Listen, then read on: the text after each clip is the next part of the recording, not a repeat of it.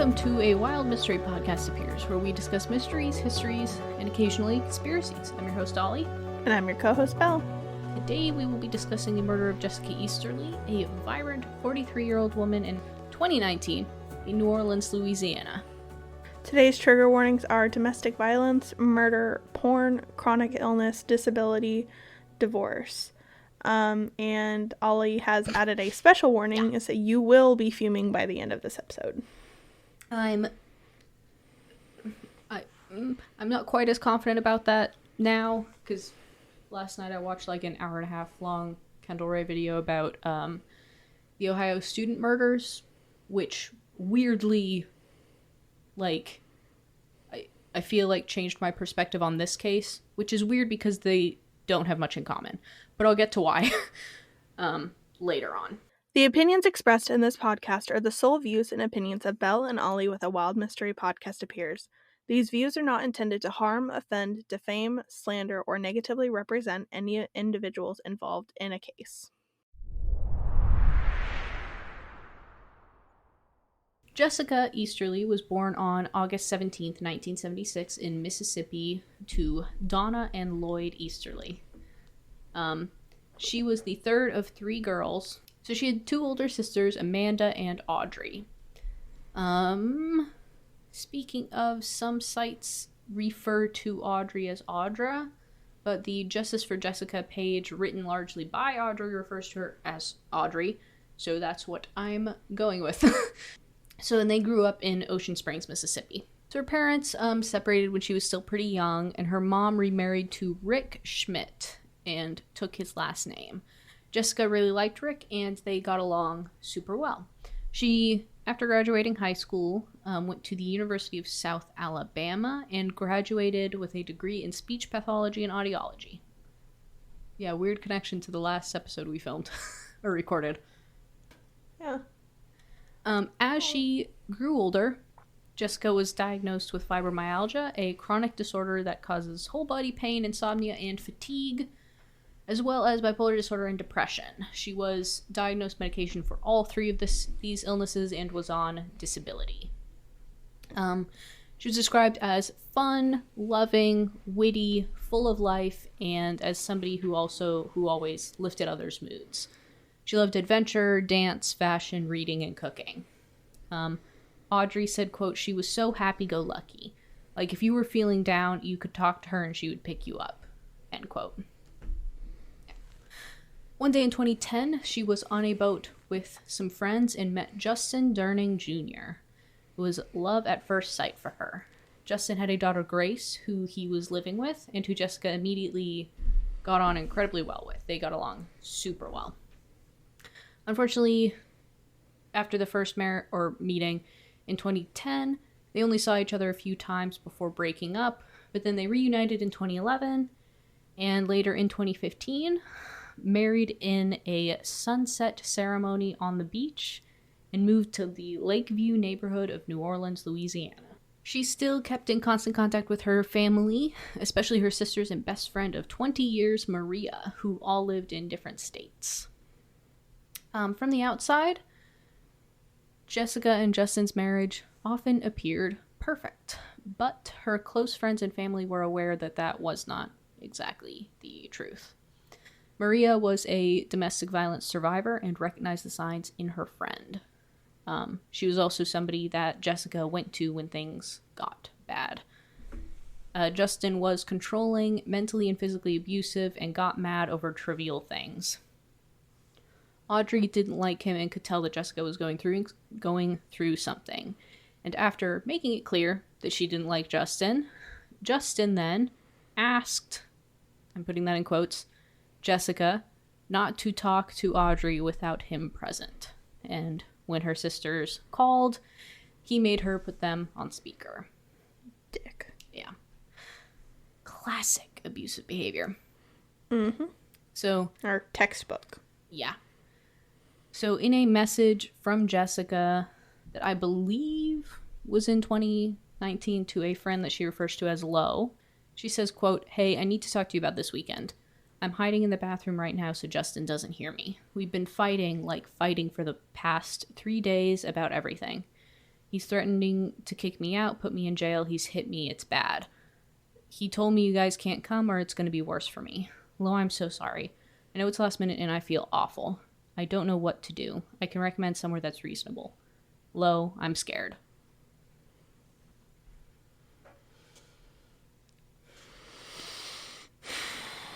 Yeah. So, I'm revising my earlier statement. You will be fuming by the end of this. It just may not be for the reasons that I put that note. Yeah. So,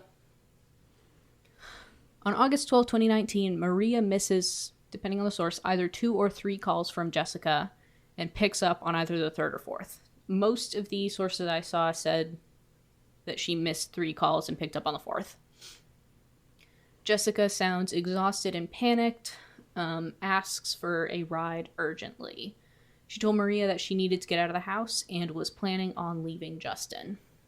Justice for Jessica website says, quote, Jessica confided in her friend Maria she was ready to leave her husband Justin. She was tired of his antics, she was tired of him hitting her, she'd had enough and had realized she deserved better in life.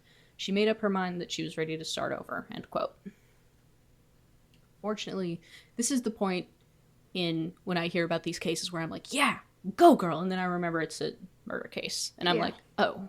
Shit. Yeah. Unfortunately, Maria lived 2 hours and 2 states away, and she didn't have anybody to pick her kids up from school. Yeah, I don't know how that works, where, 2 states away is 2 hours, but... Although I guess you know if you, I visited my brother in Florida when I was living in Georgia, and it wasn't too long a drive. Well, but they're right up against each other, aren't they? Well, that's why I'm, kind of thinking if it was, Louisiana. 2 states. Yeah. State here, or vice versa. Yeah. Versus whatever. Circle anyway, instead of a line. Yeah. So, Maria asked Jessica to calm down and told her that she would pick her up after dropping her kids off at school the next day. On August 13th, Maria calls Jessica while she was at the doctor with Grace. Well, Jessica was at the doctor with Grace. Jessica told her not to come yet, said she wanted to go home and see how everything was and then call her back. The last text that Maria got from Jessica said, okay, just hang on. I don't know what's going to happen when I get home. And then Jessica didn't hear from her, or Maria, didn't hear from Jessica all night.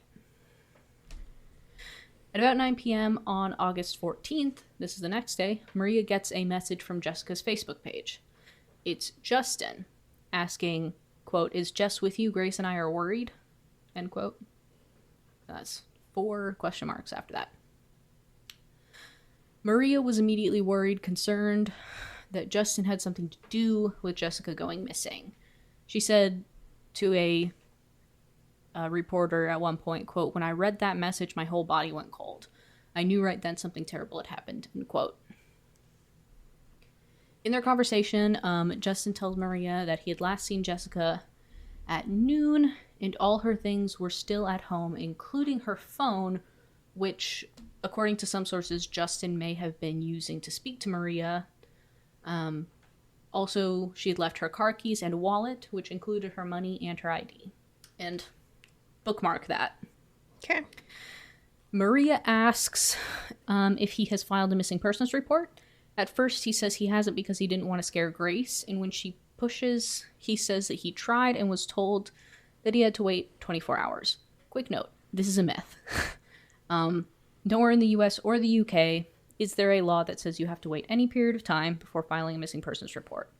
I've heard of cops telling people this, but if you ever are told this, just keep asking for supervisors until someone takes you seriously.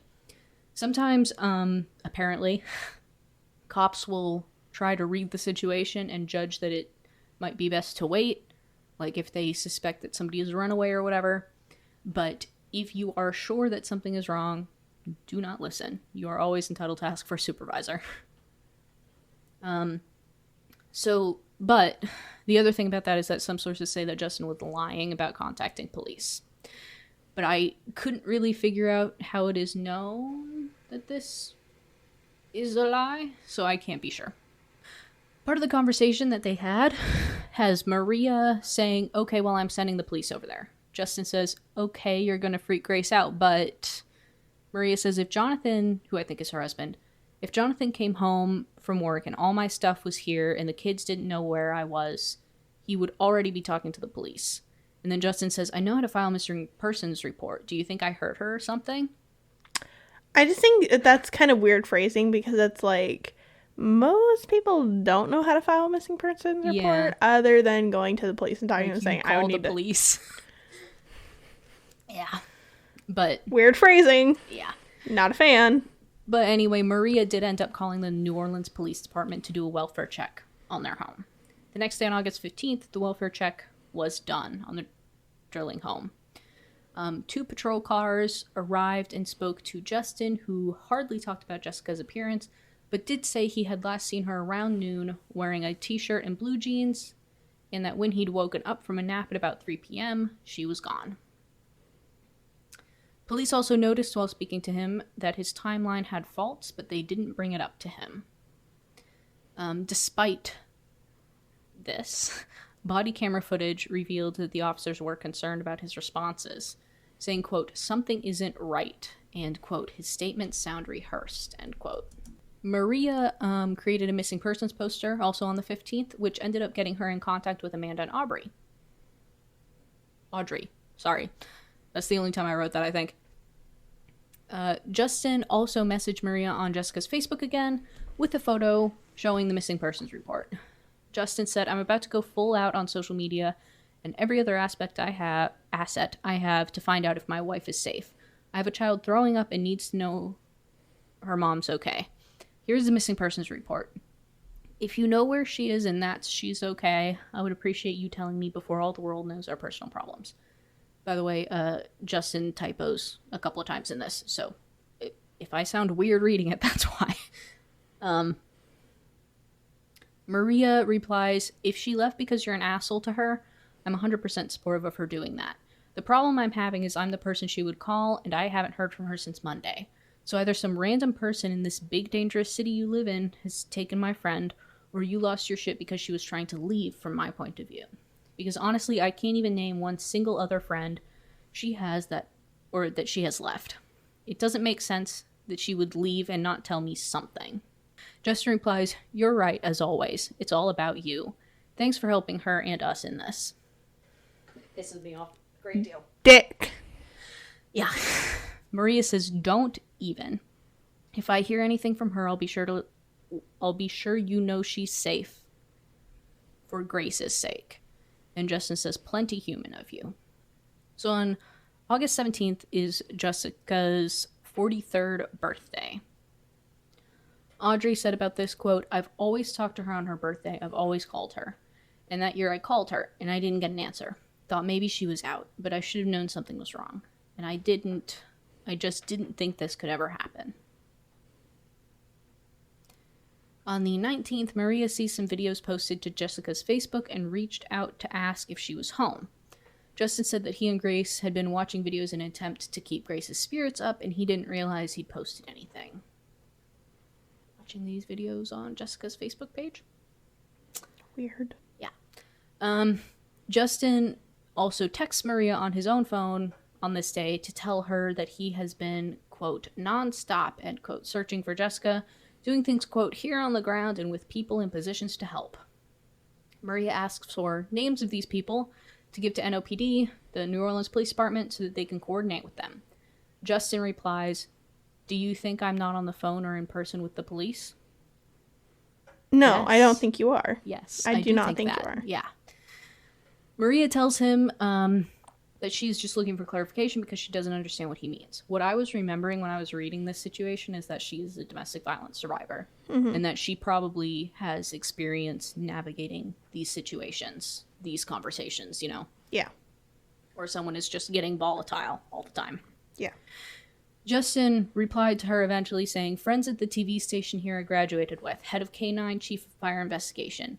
I don't have time to type all of this at the moment. The head of Central Casting goes on. In other messages, Justin claims that he went to school with investigative reporter for WDSU Travers Mackle, medical reporter for WWL-TV Meg Ferris, and is friends with the district attorney of Orleans Parish.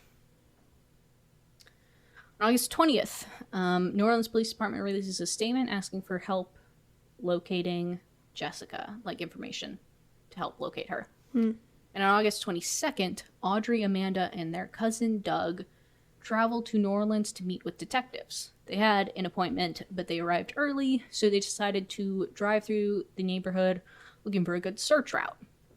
So they were driving around with the windows down, and they started to smell something foul.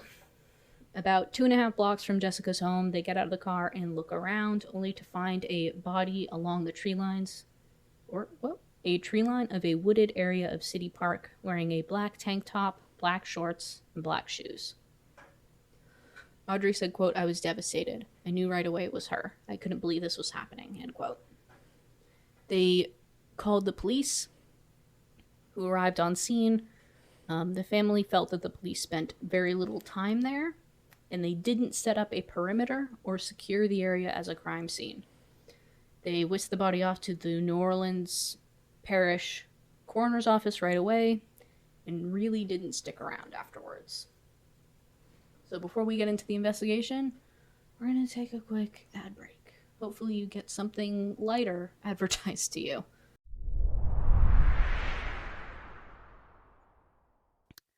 So the Easterly, well, I guess it's the Schmidt family now. Okay. Basically, Jessica's family was told that the investigation could not begin until DNA tests confirmed the identity of the body. So, on September 1, yes. That's still technically part of the investigation. I know. Yeah. But But regardless. I digress. Yeah. On September 1st, a DNA swab was taken from Donna, Jessica's mom, by Alabama police, who mailed it to the New Orleans Police Department. While they were waiting, Justin was questioned again and continuously changed his story. On September 2nd, Justin calls Jessica's parents for the first and only time since her disappearance. In October, Justice for Jessica says, quote, "It is discovered that when NOPD received Mrs. Schmidt's DNA, NOPD placed it on a desk without sending it to the lab. Reason given, no one knew where it went." End quote. So, another DNA sample is taken from Donna and is sent to NOPD. And at this point, I'd be like, bro, take 3. Like, send them all separately. Yeah. On November 8th, it is finally confirmed that the body is Jessica, 2 months after the body is found. Is that right? Hold on. Yeah, a little over 2 months. The family firmly believes that foul play is involved, at the very least, in that the body was placed where they found it. Rick, Jessica's stepfather, says this thing, the DNA test, would not have taken this long as it has had she not laid in the New Orleans sun for a week and a half before her body was found.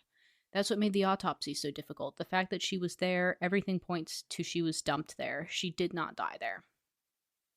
There were 60 cameras in the Lakeview neighborhood, none of which caught Jessica leaving the home.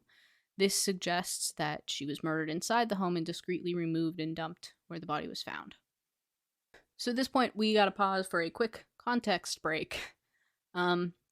Jessica and Justin, a lot of sources say that they made their living, but I'm not totally sure that was 100% true because I know Jessica received disability. But basically, they made money selling, quote, amateur pornographic clips, end quote, merch, photos, and pictures on the internet under the names Lance and Vivian or Viv Anderson. Obviously no judgment for me. That's however you, I mean, that makes a lot of money. But like, I'm just saying that I'm not super clear on if Justin had a job. Yeah. I yeah. read the next bit unintentionally. Yeah. I'm not clear on if Justin had a job. But I don't believe Jessica did. I believe that her fibromyalgia just made it too hard. Yeah. There's not a lot of info on Jessica's involvement here. So it could have been that she was, she was doing this to make money because of her disabilities, because it made it difficult to work in a traditional sense. Yeah. Maybe it was because she genuinely wanted to do this and enjoyed it, or maybe it was because Justin forced her. We just don't know. And honestly, I really hope that the family knows, just for their own closure, so that they're not stressing about it. Do you know what I mean?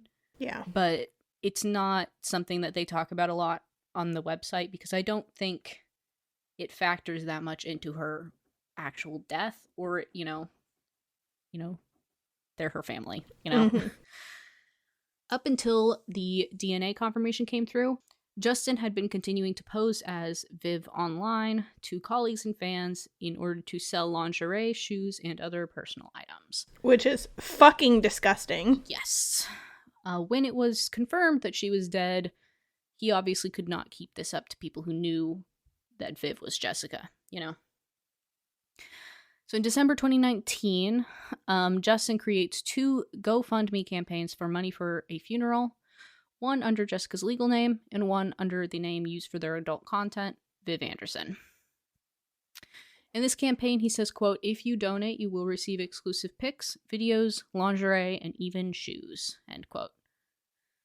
Luckily, they were both taken down shortly after their creation to prevent further exploitation of Jessica's memory.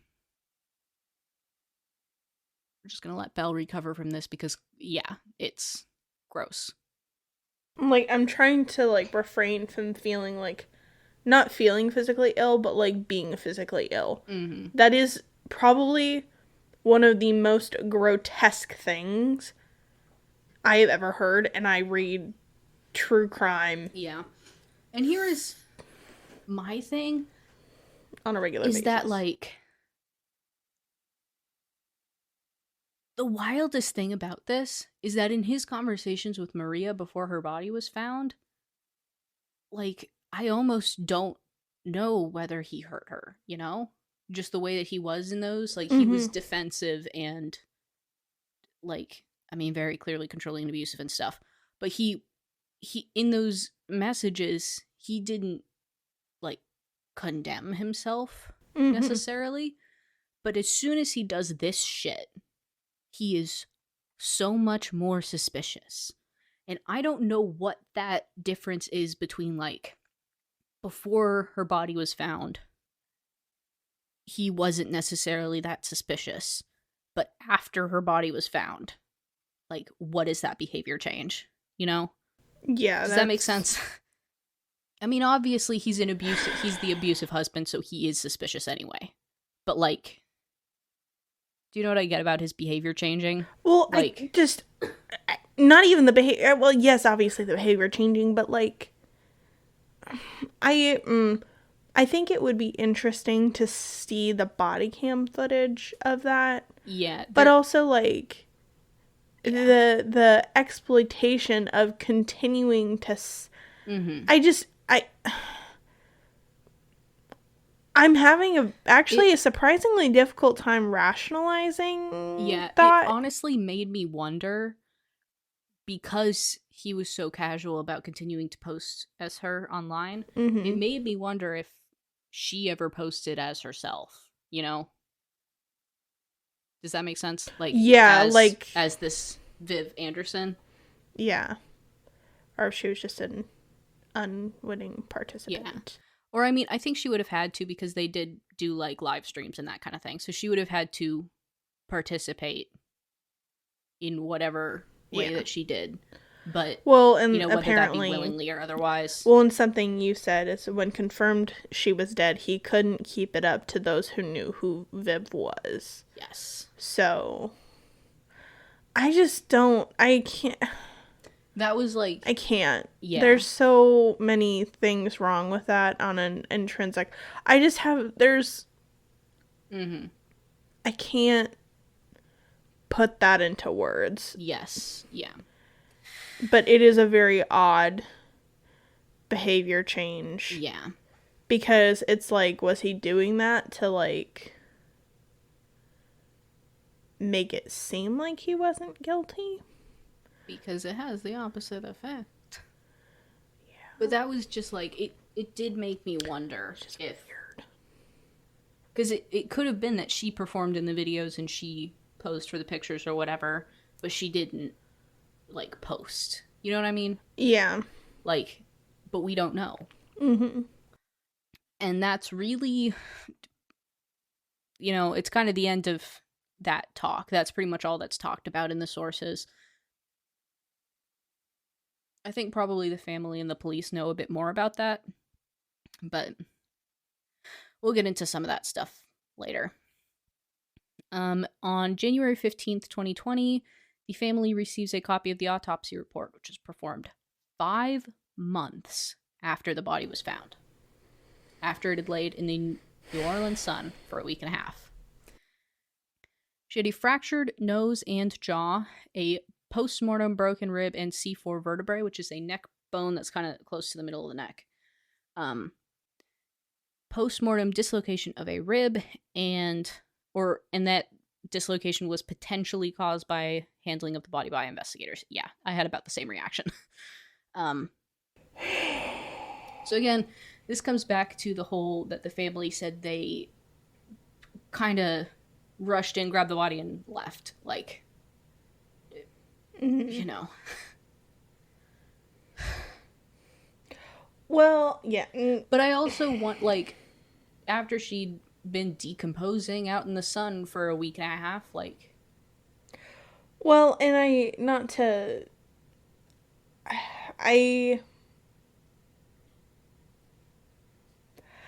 hesitate to say that maybe she was actually out there for a week and a half. I think she potentially could have been out there for like a day or two. But she was actually, if you go to my, oh my gosh, my... Photos? Yeah.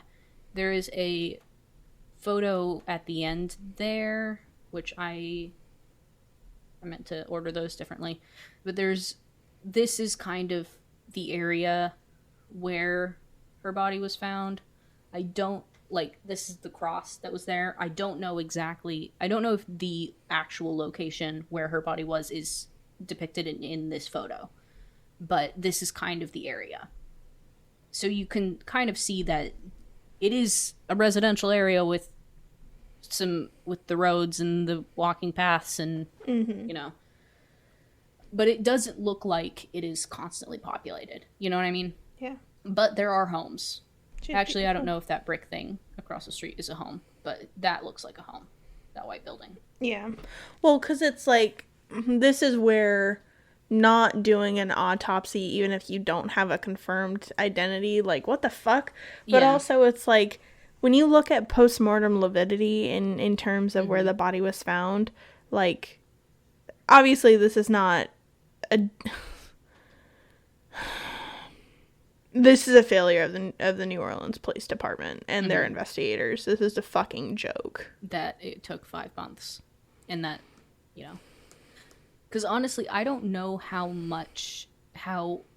like, normal it is for postmortem damage to be caused by investigators handling the body. Do you know what I mean? Yeah, like, it shouldn't be. Because I watch NCIS common. And it always seems like they take a lot of care. Investigators always take very good care of. But, like, that's the ideal situation. And that's interesting, though, because technically it's like...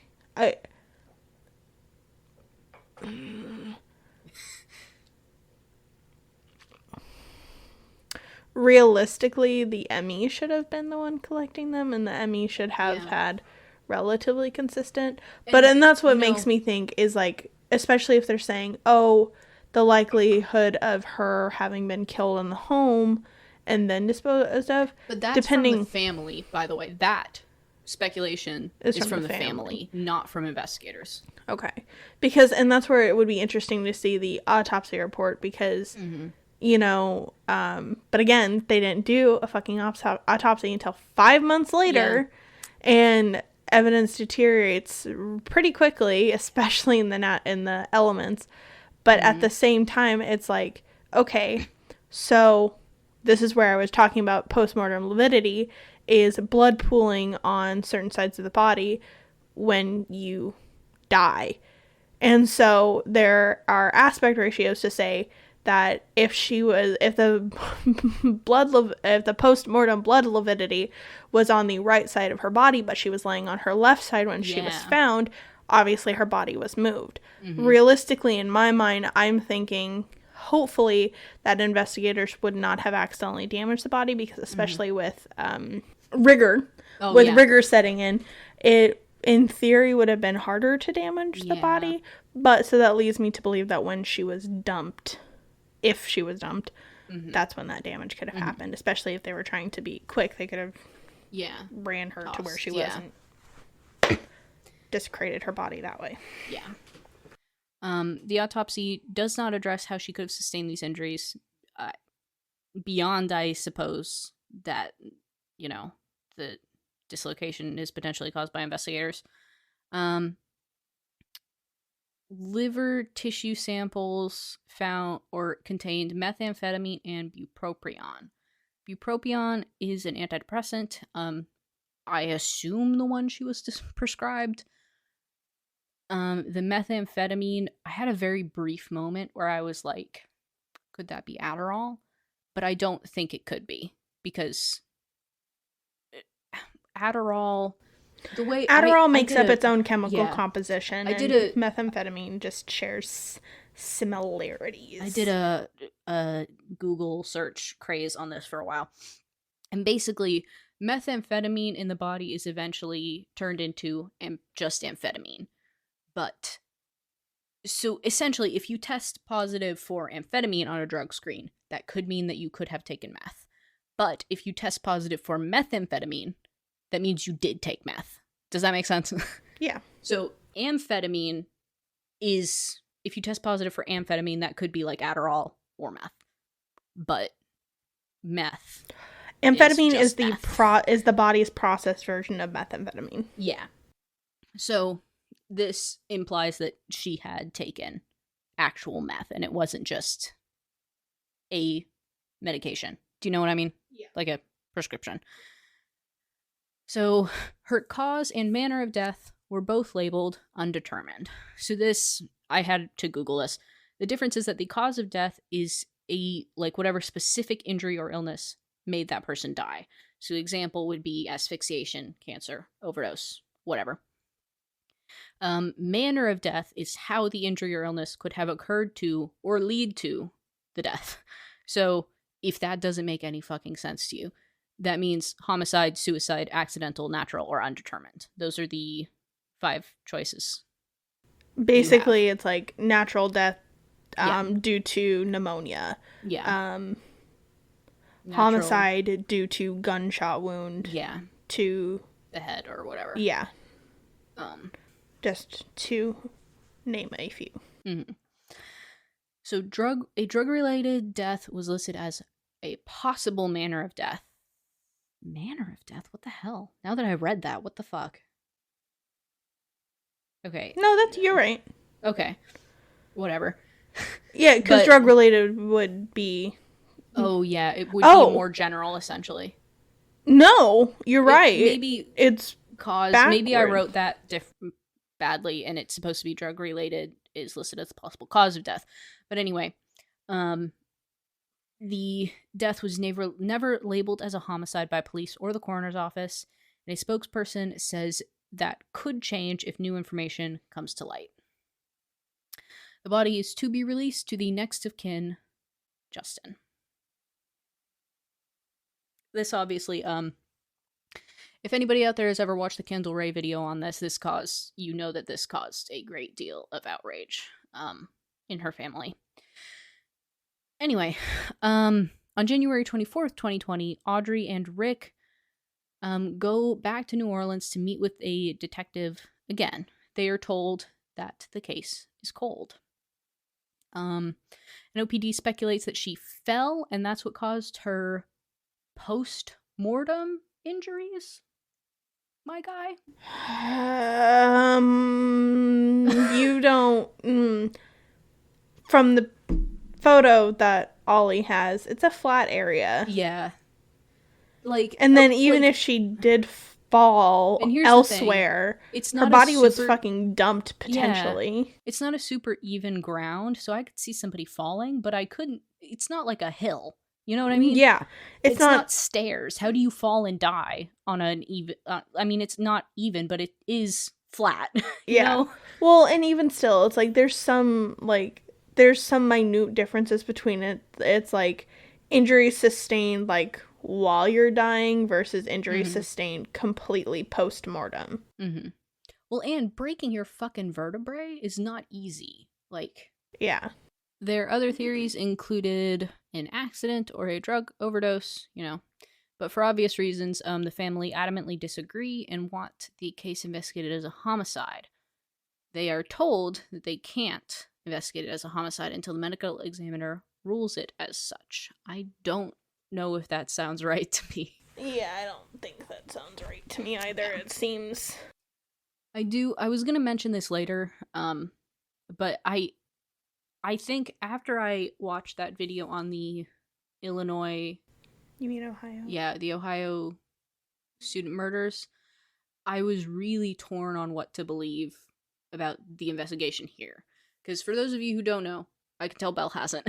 Basically, before there was the arrest, everybody was pretty convinced that the police work was shit. And nobody had, like, the police don't know what they're doing. They don't, you know, there was a lot of pressure being put on the police to, like, invite the FBI to help, invite whoever to help, because you guys are doing a shit job.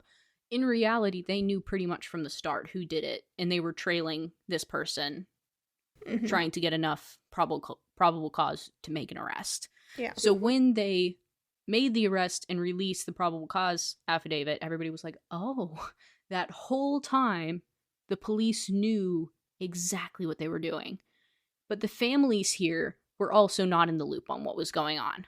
Yeah. So the families were also not very satisfied with the investigation and or how the police were communicating with them, which one of the families did point out it's not the detectives that are communicating. It's somebody else who doesn't really know what's going on. You know, they're the go-between between the family and the detectives, and they don't really understand what's going on with the detectives, and they don't really understand what's going on with the family. They're just the go-between, you know? Yeah. They're the person who's the messenger. Yeah. And, you know, so they don't yeah. necessarily have all the answers that the family wants. Well, and on top of that, I think we've seen numerous times where the police do have do hold the cards very close to their chest in order to make sure that false confessions are not made or accepted. But so, I don't know. I think it's weird that they wouldn't rule it as... My thing is, like, why wouldn't you rule it as a potential homicide? Yeah. Or say you were investigating it as a potential homicide. Yeah. And that's where these things get murky to me, because I don't think the police would be 100%, especially with her family, who has been very active on social media, which, like, personally, I think that her family would keep stuff that the police wanted. Like, if the police asked them, like, don't tell anybody this, I 100% believe that her family would 100% keep it to themselves, you know? But the police don't know that. Yeah. Like, they can't and say... if they're balancing between potentially compromising the investigation by not telling the family or making themselves look bad in the family's eyes. Yeah. They would probably choose looking bad in the family's eyes. Yeah. Because of the two, that's the lesser evil. Yeah. But, so, honestly, what I'll say with that is that I hope that's what's going on in this investigation. But I don't know. Yeah. And I just don't know. And, I mean, Justin did name drop a lot of powerful people in the community that he said he was friends with. And I don't know if I believe him, but if it's true... Potentially. Yeah. Anyway, later the same day that Rick and Audrey met with the detectives, which again was January 24th, 2020, a woman also named Jessica, was approached by a man at a bar who she said was acting crazy. He told her that his wife's name was Jessica, that she had killed herself, and that he wanted her to take all of her clothes. He may have handed her a note that said this, but, I don't know. Mm-hmm. Her friends, or coworkers, depending on the source, recognized Justin from social media posts about Jessica's death, so they called the police, and Justin was detained for a 24-hour psychological observation, but was not formally questioned. So again, weird behavior here. Very much so. Still not in contact with his wife's family. Whatever. On January 31st, the coroner's autopsy report is publicly released, along with a statement that included the sentence, quote, "Advanced changes in decomposition can make determining the cause and manner of death difficult, as it did in this case," end quote. You fucking kidding me? Yeah. Sir, whose fault is that? That's the one thing that I'm like, I don't know about the investigation. Like, I don't know what they're doing behind the scenes. They fucked up on this autopsy. Like, it was not performed for 5 months.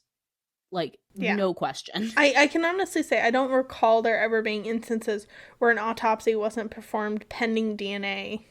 Yeah. Well, and I don't know that they were pending the autopsy as much as they said that they were pending the investigation. But the autopsy is part of the investigation. Yeah. But I also don't know that, like, that seems weird to me because they also question Justin, which seems like it is part of the investigation, as is doing the DNA test. So, like, they were investigating. They just said that they couldn't investigate until, her DNA proved that it was her. In early January or late February of 2020, I couldn't find an exact date, the family asks Louisiana State Police and Orleans Parish District Attorney's Office to join the investigation and offered to share information on Jessica's activities leading up to her death, but they don't really get much of a response. On March 15th of 2020, a couple living in the Lakeview neighborhood, found Jessica's crumpled ID in a blanket, not in a blanket, about 15 yards from the site where her body was found, and reached out to Audrey about it. Now, before we go on, Belle, do you realize what's wrong with this picture? Several things. Several. First off, the person isn't wearing gloves. Second off, the fact that they called Audrey and not the fucking police department. I was wondering what is off about, like, there are a lot of things wrong with this, okay? The fact that it was 15 yards from the site and the police didn't find it. Well, I was going to get to that. The fact that Justin said her ID was in the home when she vanished. Oh, true. Yeah. True. And he did specifically mention the ID as far as I'm aware. Also, weird coinkydink. Expiration date of the ID was 2/3/23. Weird coinkydink. That is weird. That's in a few days. What the hell? Babe, That was a few days ago. I thought you said 2/23. 23. Here I am. 2/3/23. Whatever. Okay. But, yes, in addition... It's also got a really weird tear on it. Yeah, when I say crumpled, this ID looks like it could be a frickin' piece of paper, like the way that it is all crumpled up. It is wild. It looks like it was, like, folded. Yeah, it looks like it was run over by a car. Or several cars. It's got a weird tear. Yeah, they contacted Audrey, which actually ended up being a good move. Oh. So Audrey called the New Orleans Police Department detective, who said that he wanted to talk to the neighbors, obviously. On April 7th, Audrey calls the couple back to follow up and learns that nobody had contacted them, quote, "nor has there been any police presence where they found the ID in the blanket," end quote. And that's from Justice for Jessica. So, it is important to note that police have refused to release the body up to this point because DNA tests have not been done on these pieces of evidence that they haven't collected. So, this is kind of Audrey's breaking point. And on April 14th, she files a formal complaint with the Public Integrity Bureau for, quote, "failing to properly investigate the death of Jessica Easterly Durning," end quote. On August 6th, Audrey is notified by the Bureau that the investigation is being conducted, but later on the case is dropped and her complaint is described as unfounded. On September 1st, 2020, the couple reaches out to Audrey to tell her that someone from NOPD had reached out to them. This is 170 days after the evidence was found. Justin is not questioned about this major inconsistency in his story. It is also important to mention that at this point, I don't think anybody could get in contact with Justin. Like, the coroner's office couldn't get in contact with him to get the body released to him. NOPD, I think, hadn't been able to either. Obviously, the family hadn't been able to. But I do want to mention that he was living with Grace in 2015 when he and Jessica got married. So I think he had full custody, or at least partial enough custody that I think there would have been an alarm raised if he'd gone missing, you know. On October 20th, investigators are called to the Durning home to investigate a futon and headboard thrown out for trash pickup, both reportedly from Jessica's room. Quick note here, I don't know if she and Justin shared a room or not. Okay. Yeah. Yeah. A Change.org petition by the family says, quote, "We have been told since October 2020 that Jessica's husband has elected to not speak to authorities without an attorney, and we are still waiting for an attorney to reach out and talk to detectives." The family is super unsatisfied with the police work in this. For one example of this, Justin's father was not questioned about the disappearance of Jessica until over a year afterwards, when he said that he saw her walk outside before she vanished. This contradicts CCTV footage, so essentially didn't happen. Mm-hmm. But this was also over a year after this apparently happened, so, like, I don't blame him if he's getting 2 days mixed up, you know? Yeah. Also, the Durning house and vehicles were never searched.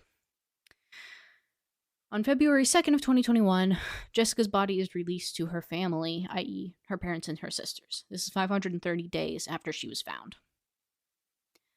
The morgue initially, like we discussed, wanted to release her body to Justin, but couldn't get in contact with him, and he never reached out to them. The Change.org petition said, quote, "It took 530 days for Jessica's body to be released to her family. Our sister, our daughter, our friend. Jessica sat in refrigeration for 530 days before we could take her home and say goodbye to her. Her husband did not provide a memorial, nor did he reach out and ask any of us for help to give her a proper funeral service. He instead left her to sit in a cooler until she was reduced to bones." Now, I think what's interesting about that is it does suggest that if the family wanted an outside autopsy, they can't have one now. Yeah. On February 16th, a small get-together, a burial with immediate family was held to say goodbye. This was 2021. The Justice for Jessica page said, quote, "Due to COVID, we will have a celebration of life for Jessica at a later date when it is safe to do so." Justin did not show up to the burial. Of course he didn't. Yeah. The fucking shitbag. Mm-hmm. Neither did Grace, I'm assuming, who he was so worried about being worried about her mom, and he didn't take her to the burial. On May 2021, a petition is created by the family to convince Orleans Parish District Attorney Jason Williams to reinvestigate the case. In June of 2021, tests from the futon and headboard finally come back, but nothing really comes from it. Nothing incriminating is found, is basically what I saw. August 24th, 2021, the family feels comfortable enough to have a funeral at St. Margaret of Scotland. And on August 25th, 2021, a press conference is held at the corner where the body was found, including NOPD and District Attorney Jason Williams. This is, of course, a few days after the funeral. Williams referred to the case as a homicide, which is the first time an investigator had ever done so. He asked the public for tips, saying anyone with information, quote, "about her final days should come forward," end quote. He explains the case highlights the need for a cold case unit he had recently launched. And when he was asked if the NOPD investigation had been botched, or had been botched. Williams responded, quote, I don't think anyone is ever going to be satisfied with any investigation unless it's solved. My office is going to keep turning over every rock until we find out what happened here. The NOPD says this case is, quote, not currently classified as a homicide, end quote, but is open and active. Family is aware of important parts of the case that haven't been released publicly, so this handful of almost nothing is not all that exists on the case, which is comforting to me. With that, we're going to take a quick ad break before we get to the conclusions.